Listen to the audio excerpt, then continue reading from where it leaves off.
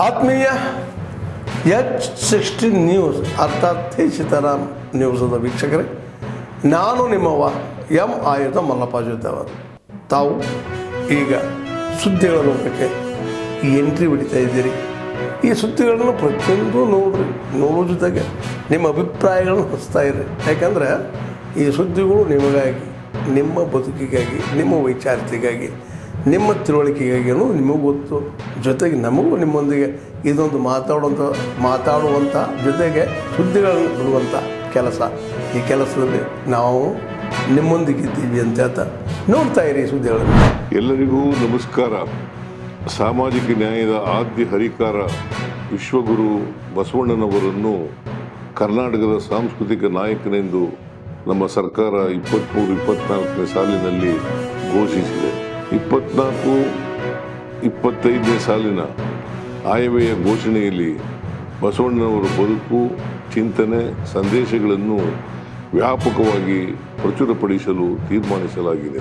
ಈ ಹಿನ್ನೆಲೆಯಲ್ಲಿ ಬಸವಣ್ಣನವರ ಜಯಂತಿಯ ಅಂಗವಾಗಿ ಇದೇ ಏಪ್ರಿಲ್ 29-30ರಂದು ಬಾಗಲಕೋಟೆ ಜಿಲ್ಲೆಯ ಕೂಡಲ ಸಂಗಮದಲ್ಲಿ ಅನುಭವ ಮಂಟಪ ಬಸವಾದಿ ಶರಣರ ವೈಭವ ಕಾರ್ಯಕ್ರಮವನ್ನು ರಾಜ್ಯ ಸರ್ಕಾರ ಹಮ್ಮಿಕೊಂಡಿದೆ. ಇದು ಸಮಾಜದ ಸರ್ವ ಜನಾಂಗದ ಸಾಂಸ್ಕೃತಿಕ ಉತ್ಸವವಾಗಿದೆ. ಈ ಉತ್ಸವದ 2 ದಿನ ವಿಚಾರ ಸಂಕಿರಣ, ಸಂವಾದ, ವಚನ ಗಾಯನ, ನೃತ್ಯ ರೂಪಕ, ನಾಟಕ ಮುಂತಾದ ವೈವಿಧ್ಯಮಯ ಸಾಂಸ್ಕೃತಿಕ ಕಾರ್ಯಕ್ರಮಗಳನ್ನು ಏರ್ಪಡಿಸಲಾಗುತ್ತಿದೆ. ಬಸವಾದಿ ಶರಣರು ಕಟ್ಟಿ ಬಯಸಿದ ಸಮಾಜ ನಿರ್ಮಾಣ ಹಾಗೂ ಸರ್ವ ಜನಾಂಗದ ಕಲ್ಯಾಣ, ಕಾಯಕ ನಿಷ್ಠೆ ಮತ್ತು ದುಡಿಮೆಯ ಫಲ ಸರ್ವರಿಗೂ ಸಮನಾಗಿ ವಿತರಣೆಯಾಗಬೇಕು ಎಂಬುದು ನಮ್ಮ ಸರ್ಕಾರದ ಆಶಯವೂ ಆಗಿದೆ. ಈ ಐತಿಹಾಸಿಕ ಸಾಂಸ್ಕೃತಿಕ ಉತ್ಸವಕ್ಕೆ ನಾಡಿನ ಸಮಸ್ತ ಜನತೆಯನ್ನು ಸರ್ಕಾರದ ಪರವಾಗಿ ಆತ್ಮೀಯವಾಗಿ ಆಹ್ವಾನಿಸುತ್ತೇವೆ.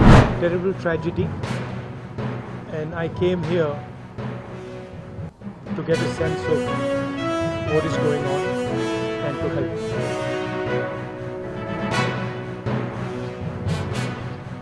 The entire people of Jammu and Kashmir have condemned this terrible action, and they have fully supported the nation at this time.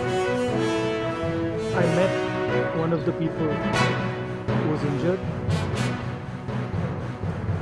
I of course couldn't meet other family members and other people because the injured people were going back.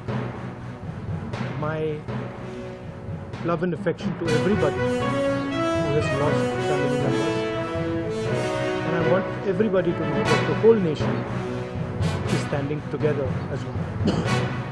We had a meeting yesterday with the government, and the united opposition condemned this action and said that we are there to support whatever action the government wants to take.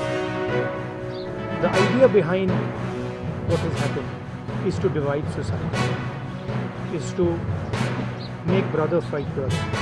And it is very important that every single Indian stands united, stands together, so that we can defeat what the terrorists were trying to do.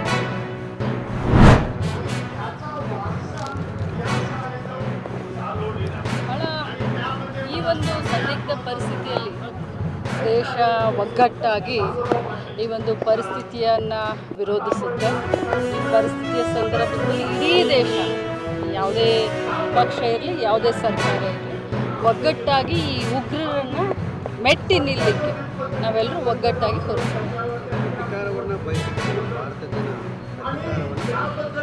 ಸರ್ಕಾರ ಈ ನಿಟ್ಟಿನಲ್ಲಿ, ಕೇಂದ್ರ ಸರ್ಕಾರ ಈ ನಿಟ್ಟಿನಲ್ಲಿ ಯಾವುದೇ ಕ್ರಮ ತೆಗೆದುಕೊಂಡ್ರೂ ಕೂಡ ನಾವೆಲ್ಲರೂ ಅವ್ರ ಜೊತೆಗೆ ಇರ್ತೀವಿ. ಈ ಸಂದರ್ಭದಲ್ಲಿ ನಾನು ಅದ್ರ ಬಗ್ಗೆ ಮಾತನಾಡಲಿಕ್ಕೆ ಹೋಗೋದಿಲ್ಲ.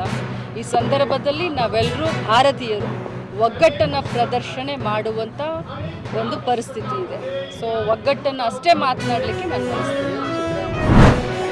या संस्थेला 150 वर्षापेक्षा अधिक काळ शैक्षणिक क्षेत्रामध्ये सेवा करण्याची संधी ही मिळाली आणि तेव्हा लोकांच्या सदिच्छा त्यांच्या भाषेत येत. 150 वर्ष सातत्यानं ग्रामीण भागामध्ये शैक्षणिक सेवा देणं ही काही साधी गोष्ट नाही.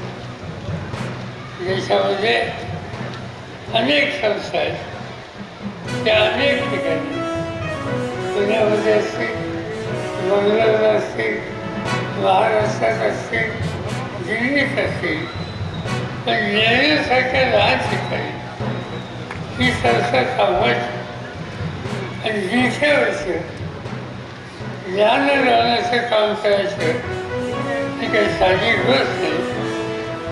त्यांच्या पाठीशी तिचं नेतृत्व उभं राहिलं आणि या क्षेत्रामध्ये वाहून घेण्याची भूमिका घेणारा जो शिक्षक वर्ग आहे त्यांच्या कष्टानं हा इतिहास या ठिकाणी निर्माण झाला गेला.